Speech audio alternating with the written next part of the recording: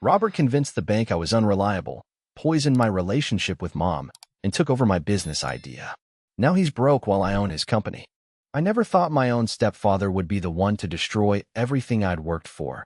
But life has a way of teaching you harsh lessons when you least expect them. It all started 3 years ago when I was 26 and finally ready to launch the tech startup I'd been dreaming about since college. The idea came to me during one of those sleepless nights when you're scrolling through your phone, frustrated by how clunky and outdated most small business management apps were. I'd been helping my friend manage her little boutique, and we were constantly switching between different platforms just to handle inventory, scheduling, customer data, and payments. It was a nightmare, and I knew there had to be thousands of other small business owners dealing with the same headache. I spent months developing the concept, staying up until 3 in the morning sketching out user interfaces on napkins, researching competitors, and teaching myself coding languages I'd never touched before. My apartment looked like a tornado had hit it. Empty coffee cups everywhere, sticky notes covering every surface, and my laptop permanently attached to my hip. But I was passionate about this project in a way I'd never felt about anything before. When I finally felt ready to seek funding, I was nervous but excited. I'd put together what I thought was a solid business plan, complete with market research, projected growth numbers, and a working prototype that actually functioned pretty well.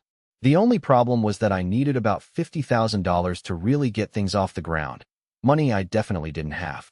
That's when Robert stepped in. He'd been married to my mom for about 8 years at that point, and while we'd never been super close, he'd always seemed supportive of my goals. When I mentioned my funding struggles during one of our Sunday dinners, he immediately offered to help me navigate the business world. He had connections at banks, he said, and he knew how to talk to investors. He even offered to co-sign on a business loan if needed. I was grateful, but also a little wary. Robert had always been the type who liked to be involved in everything, sometimes in ways that felt a bit controlling. But Mom adored him, and he'd been good to her after my dad passed away when I was 15. I figured having an experienced businessman in my corner couldn't hurt. The first red flag should have been how interested Robert became in the technical details of my app. He'd asked me to walk him through the features over and over again, taking notes and asking questions that seemed more like he was studying my work than just trying to understand it. He wanted to see my code, my design mockups, even my market research spreadsheets. I thought he was just being thorough in his support. When we went to the bank together for my loan application, Robert was charming and professional. He spoke confidently about my project, sometimes even finishing my sentences when I was explaining the technical aspects. The loan officer seemed impressed with both of us, and I left feeling optimistic. That optimism lasted exactly 1 week. The rejection letter was brutal. Not only did they turn down my loan application, but they cited concerns about my financial responsibility and my ability to manage a business effectively. They mentioned that references had indicated I had a history of impulsive decisions and poor money management. I was devastated and completely confused because I'd always been careful with money, sometimes to a fault. When I called Robert to tell him about the rejection, he seemed genuinely surprised and sympathetic. He suggested we try a different bank, maybe one where he had stronger connections. I agreed, desperate for any chance to salvage my dreams. But the second bank rejection was even worse. This time, they specifically mentioned that someone close to me had expressed doubts about my commitment level and suggested that I might abandon the project if it became challenging. I felt like I was losing my mind. Who would say something like that about me? Around the same time, things started getting weird with Mom. She'd always been my biggest cheerleader, the person who believed in me even when I didn't believe in myself. But suddenly, she was making little comments about how maybe I should focus on finding a stable job instead of chasing pipe dreams. She'd mentioned how Robert thought I might be taking on too much, how starting a business was incredibly stressful, and maybe I wasn't ready for that kind of pressure. These weren't like the usual motherly concerns about me working too hard or not eating enough. These felt different, like she was genuinely questioning my capabilities in a way she never had before. When I tried to talk to her about my business plans, she'd get this distant look in her eyes and change the subject. The breaking point came during a family barbecue at their house. I was telling my aunt about my app idea, getting excited as I explained how it would help small business owners streamline their operations. Halfway through my explanation, Mom interrupted me with this forced laugh and said something about how I was always full of big ideas but never seemed to follow through on anything. I was stunned. Follow-through had never been my problem. If anything, I was known for being almost obsessively dedicated to projects I cared about. I'd finished college despite having to work 2 jobs to pay for it. I'd taught myself 3 programming languages in 6 months. I'd never been a quitter. But there was Mom, essentially calling me flaky in front of the whole family, while Robert nodded along like he completely agreed with her assessment. I felt so small and confused that I made some excuse about feeling sick and left early. That night, I couldn't sleep. I kept replaying all the weird interactions, all the subtle comments, all the ways my support system seemed to be crumbling around me. Something was wrong, but I couldn't figure out what. The answer came in the most unexpected way. I was having lunch with a friend who worked at a startup incubator downtown when she casually mentioned that she'd heard about this interesting new business management app that was looking for investors. She started describing the features, and my blood went cold. It was my app. Every single feature, every unique selling point, even some of the specific language I'd used in my business plan. But it wasn't my company. It was Robert's. Update 1. I couldn't believe what I was hearing. My friend was describing my exact business concept, but she was talking about Robert's company. She even pulled up their website on her phone to show me, and there it was, my app, my interface design, my marketing copy, all branded under some corporate name I'd never heard of with Robert listed as the founder and CEO. I felt like I was having an out-of-body experience. This man had sat at my kitchen table, looked me in the eye, and offered to help me while he was stealing everything I'd worked for.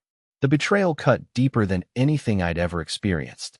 I managed to keep it together until I got home, but then I completely fell apart. I spent hours going through every interaction I'd had with Robert over the past few months, and suddenly everything made horrible sense. He hadn't been trying to help me get funding.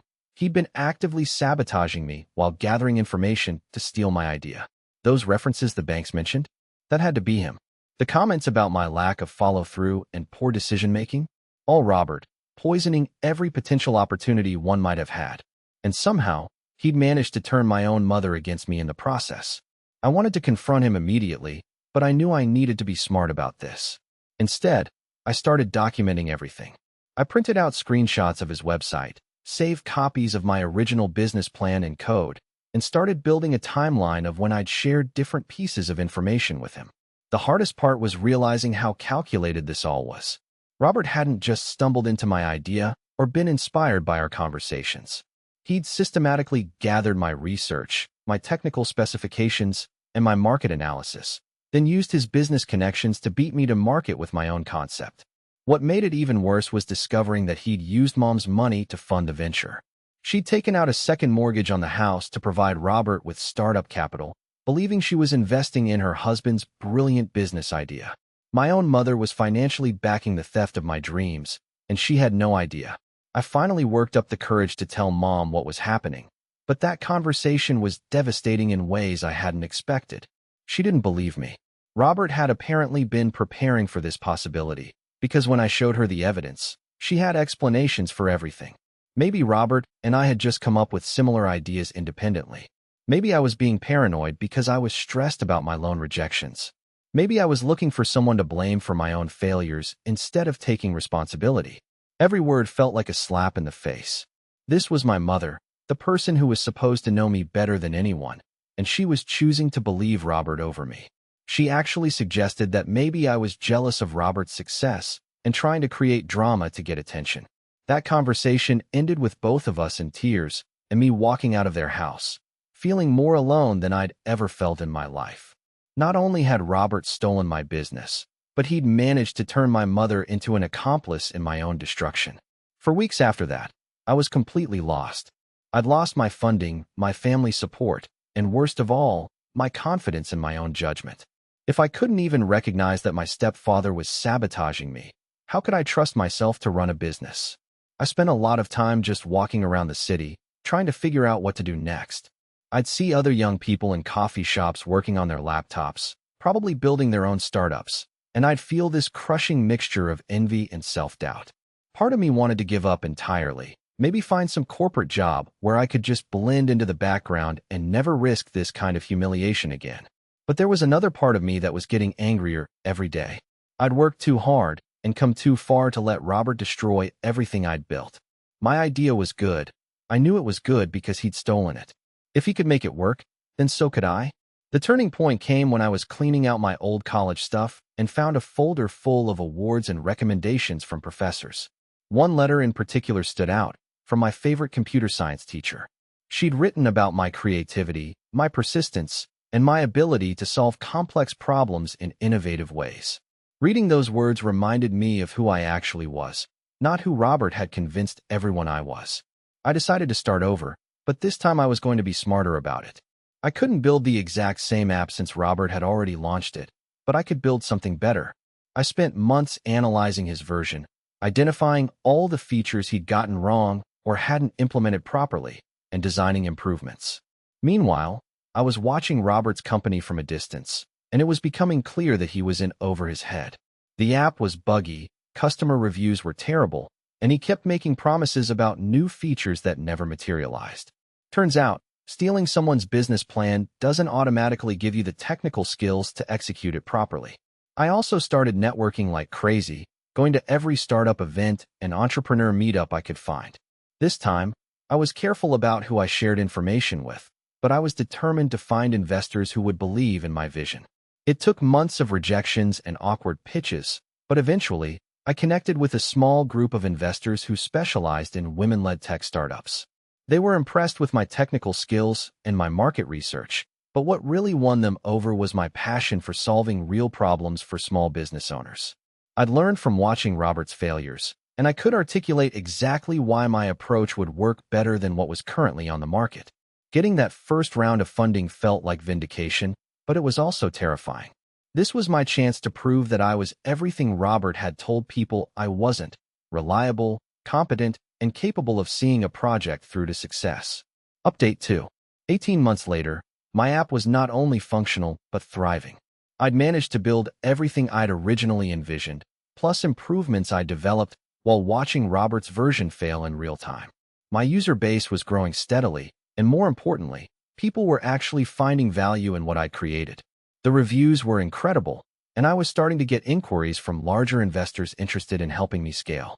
Meanwhile, Robert's company was falling apart spectacularly. It turned out that stealing someone's idea is a lot easier than actually executing it, especially when you don't understand the technical complexities involved. His app was plagued with security issues, crashed constantly, and couldn't handle the basic functions that small business owners actually needed.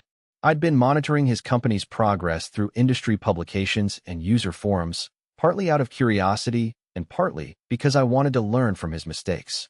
What I discovered was that Robert had made every rookie error possible. He'd overpromised on features he couldn't deliver, hired developers who didn't understand the project requirements, and spent way too much money on flashy marketing instead of focusing on building a stable product. The really tragic part was watching how this was affecting Mom. She'd invested not just her money but her emotional energy into Robert's success, and now she was watching it all crumble. Through mutual friends, I heard that she was stressed all the time, barely sleeping, and had started picking up extra work to help cover their mounting debts. Part of me felt vindicated seeing Robert fail so dramatically, but another part of me just felt sad about the whole situation. This could have been avoided if he'd just been honest from the beginning. We could have been partners instead of enemies. Mom could have been celebrating my success instead of watching her investment disappear. The call came on a Tuesday morning in October. I was in my new office space, reviewing user feedback with my small but dedicated team, when my phone rang. It was Robert, and he sounded completely different from the confident businessman who'd stolen my idea 2 years earlier. He was calling to ask for a meeting. His company was about to declare bankruptcy, and he needed to discuss something important with me. His voice was shaky, almost pleading, and I could hear desperation in every word. I agreed to meet him at a neutral location, a coffee shop downtown where we'd actually had one of our early conversations about my business plans. The irony wasn't lost on me. Robert looked terrible. He'd lost weight, his usually perfect hair was messy, and his expensive suits had been replaced with a wrinkled button-down and khakis. This was not the polished manipulator who'd systematically destroyed my dreams.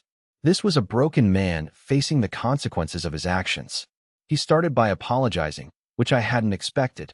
He admitted that he'd sabotaged my loan applications, that he'd stolen my business concept, and that he'd deliberately turned Mom against me to cover his tracks. Hearing him confess to everything I'd suspected was satisfying, but it also made me incredibly angry all over again. But then he said something that caught me completely off guard. He told me that his company's bankruptcy was just the beginning of his problems. I had grounds to sue him for intellectual property theft, and if I chose to pursue that, it would destroy what little he had left. He was essentially asking me not to ruin him completely. The audacity of that request was stunning. This man had stolen my life's work, turned my mother against me, and caused me months of self-doubt and depression, and now he wanted mercy? I wanted to tell him exactly what I thought of his request, but something in his expression stopped me. He looked genuinely remorseful, but more than that, he looked afraid. Not just of the lawsuit, but of something deeper. He kept glancing around the coffee shop like he was expecting someone to overhear our conversation, and his hands were shaking slightly as he held his coffee cup. That's when he dropped the bombshell that changed everything. He told me that his company was officially going up for auction the following week. All assets, including the intellectual property, the customer base, and the technology platform, would be sold to the highest bidder to pay off creditors. If I was interested, I could potentially buy everything for a fraction of what it had originally cost to develop. The idea was tempting, but I was suspicious. Why would Robert tell me about this opportunity? What was he getting out of it? His answer was the second shock of our conversation. He said he'd rather see the company go to someone who actually understood the technology and could make it work properly. He'd watched his version fail because he didn't have the technical skills to maintain and improve it, and he couldn't stand the thought of some random corporation buying it just to shut it down or butcher it further. But there was something else, something he wasn't telling me. I could see it in the way he kept avoiding eye contact and changing the subject when I asked direct questions about his motivations. I left that meeting with my head spinning. The rational part of me knew this could be an incredible opportunity. Buying Robert's company would give me immediate access to his customer base, his distribution channels, and most importantly, it would be the ultimate proof that my original idea had been worth fighting for.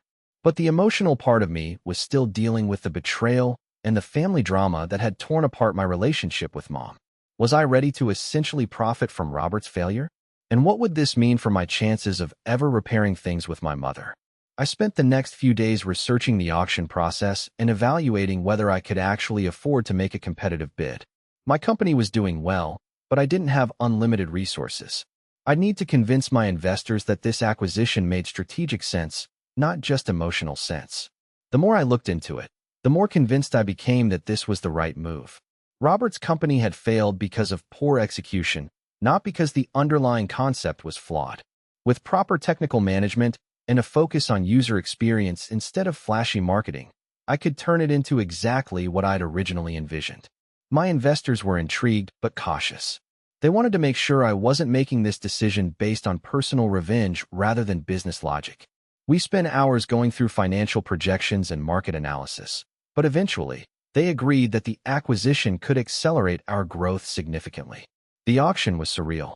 I was bidding on technology that had originally been my own idea, customer relationships that should have been mine from the beginning, and assets that had been built with my mother's money. But I kept my emotions in check and focused on the business case. When the gavel came down and I realized I'd won, the feeling was indescribable. It wasn't just victory. It was vindication, justice, and closure all rolled into one moment. Final update. 3 months after the acquisition, I owned everything Robert had stolen from me, plus a whole lot more. Integrating his customer base with my superior technology had created something bigger and better than I'd ever imagined possible. My user numbers had tripled, revenue was growing exponentially, and I was starting to get acquisition offers from major tech companies. But the real satisfaction came from fixing all the problems Robert had created.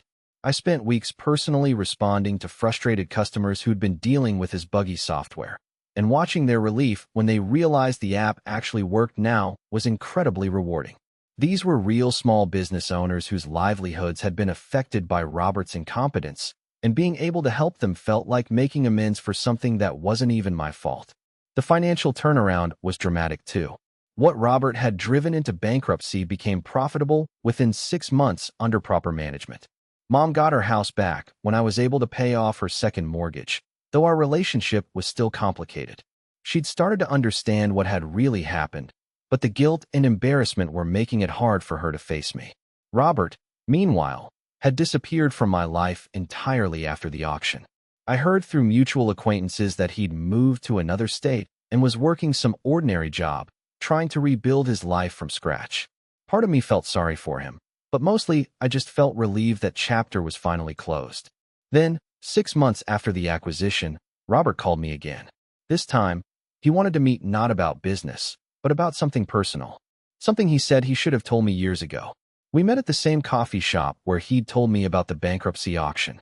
He looked better than he had during our previous meeting, healthier, more put together, but also somehow more nervous. He ordered his coffee and then sat there stirring it for several minutes before he could work up the courage to speak. What he told me next completely reframed everything I thought I knew about our relationship and his motivations. Robert wasn't just my stepfather. He was my biological father. He'd been in a relationship with my mom before I was born, but they'd broken up when she got pregnant. He'd been young and scared and completely unprepared for parenthood, so he'd walked away. Mom had eventually married the man I'd always thought was my father, who'd adopted me and given me his name. When my adoptive father died and Robert reconnected with Mom years later, he'd recognized me immediately, but had no idea if Mom had ever told me the truth. She hadn't, and he'd been living with that secret throughout their entire marriage. The business sabotage, he explained, had been his twisted way of testing me. He'd wanted to see if I had inherited his competitive instincts and business acumen. In his mind, he wasn't destroying my dreams. He was pushing me to become stronger, more resilient, more determined to succeed. The logic was completely warped, but as he explained it, I started to understand his mindset. He'd built several successful companies throughout his career, and in each case, he'd faced serious obstacles that had forced him to become more creative and resourceful. He thought he was giving me the same kind of challenging experience that had shaped him. Of course, what he'd actually done was cruel and manipulative, regardless of his intentions. Testing someone by betraying their trust and stealing their work isn't mentorship, it's abuse. But hearing his explanation helped me understand why he'd seemed so conflicted during our previous conversations. He'd been proud of me for succeeding despite his sabotage, proud that I'd outsmarted him and ultimately won. But he'd also been terrified that I'd discover the truth about our relationship and hate him even more for abandoning me as a child. The revelation was overwhelming. Everything I'd thought I knew about my identity, my family, and my past was suddenly different. The man I'd been competing against wasn't just my stepfather. He was the father who'd given me up, testing me in the most destructive way possible. But strangely, it also explained a lot of things that had never made sense before. Why I'd always felt slightly disconnected from my adoptive family despite loving them deeply. Why I'd inherited certain personality traits that nobody else in my family shared. Why Robert had always seemed to understand my thought processes in ways that felt almost supernatural. Robert was crying by the time he finished his explanation, apologizing not just for the business betrayal, but for abandoning me in the first place. He said he'd been watching me succeed and feeling proud but also guilty, knowing that he'd given up the right to claim any credit for the person I'd become. I didn't know how to respond. Part of me was angry that he'd kept this secret for so long, angry that he'd put me through hell as some kind of twisted paternal test. But another part of me was strangely impressed by the complexity of what he'd done. He'd created a situation where I had to prove my worth not just to the business world, but to him personally, without me even knowing what the real stakes were.